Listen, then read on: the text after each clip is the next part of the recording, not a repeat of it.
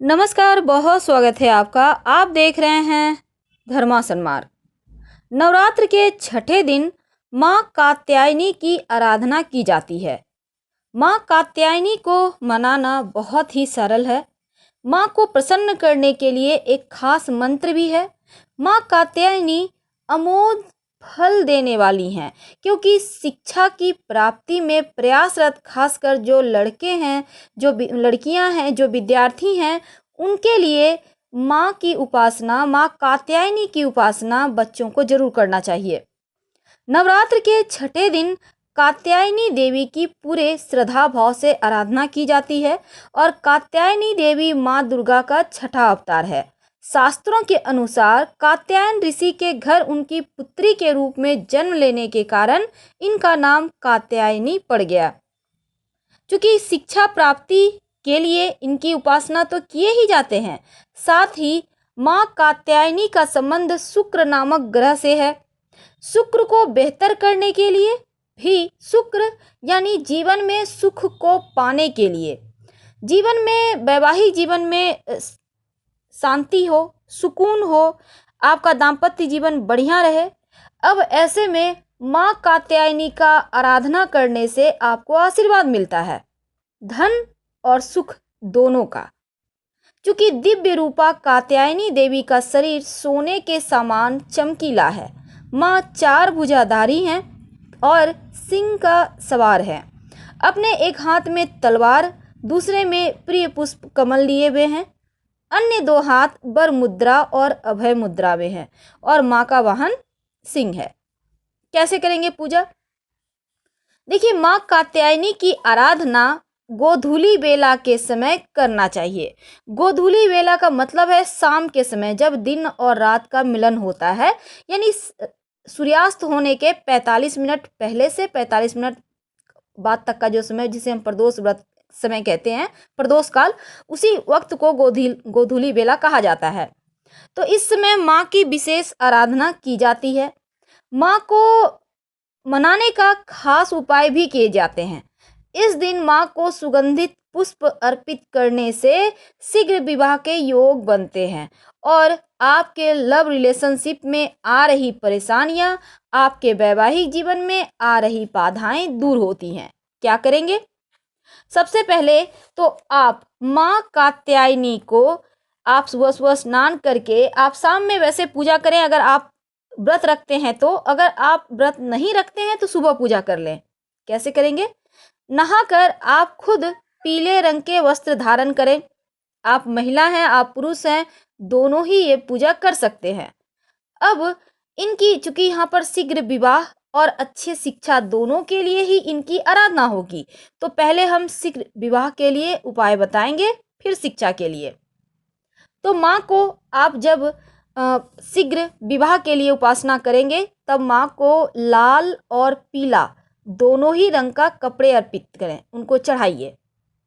इसके बाद माँ को अर्पित करने के बाद उनके सामने ही दोनों कपड़ों में गांठ लगाकर आपको वहां पे पहले चढ़ा देना है और दोनों कपड़ों में गांठ लगाकर माँ के पास कुछ देर रहने दें। अब गांठ कैसे लगाएंगे? उसके लिए हमने देखिए, जब शादी विवाह में विवाह होता है तब दोनों के कपड़ों में गांठ लगाया जाता है ना, ठीक उसी प्रकार। और माँ से प्रार्थना करें, अगर आप चाहते हैं आपका लव मैरिज हो, या फिर आप चाहते हैं वैवाहिक जीवन आपका सफल रहे, और या आप शीघ्र विवाह करना चाहते हैं, तो तीनों ही स्थिति में इस उपाय को किया जा सकता है। दोनों ही कपड़ों में आपको गांठ लगाना है, लाल और पीले कपड़े, याद रखिए। अब इसको अपने पास सुरक्षित रखें। कहाँ रखेंगे? आप जो कपड़े पहनते हैं वहाँ पे रखें। आपका, अगर आप विवाहित महिलाएं हैं तो अपने विवाह वाले कपड़े में रख लें, उसी डब्बे में अच्छे से। शुक्र यानी दाम्पत्य जीवन का कारक, और महिलाओं के, चूंकि यहाँ पर बृहस्पति से संबंध होता है, लेकिन दाम्पत्य जीवन में अमूमन सुख अगर अच्छा रहे तो आपका विवाह चल भी जाता है और वैवाहिक जीवन में सुख होता है, आपको धन की कमी नहीं होती। तो ये उपाय जरूर करें।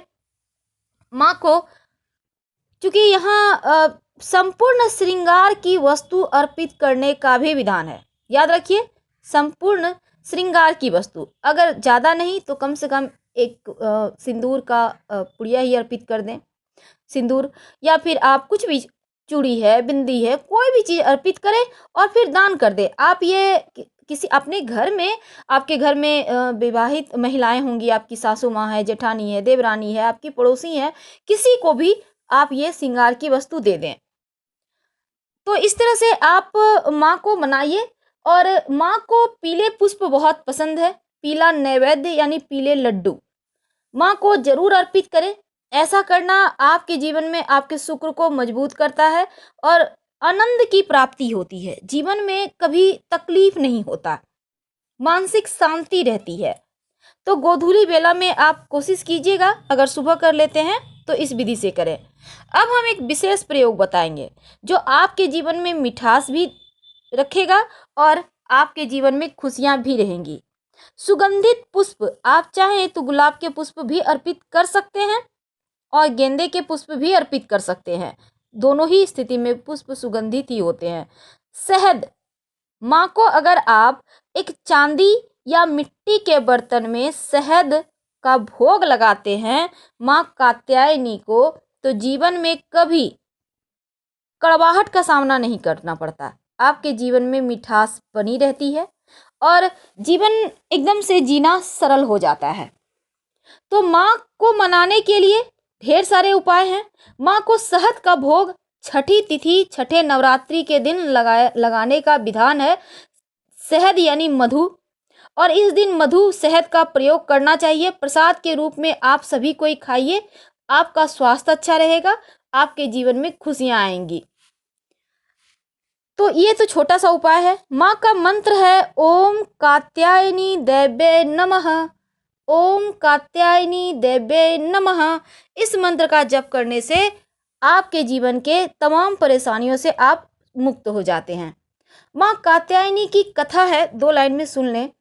एक कथा के अनुसार एक वन में कत नाम के एक महर्षि थे। उनका एक पुत्र था जिसका नाम कात्य रखा गया।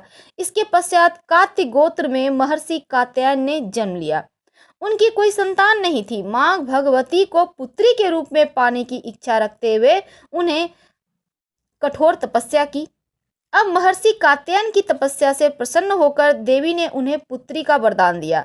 कुछ समय बीतने के बाद राक्षस महिषासुर का अत्याचार अधिक बढ़ गया। तब त्रिदेवों के तेज से एक कन्या ने जन्म लिया और उसका वध कर दिया।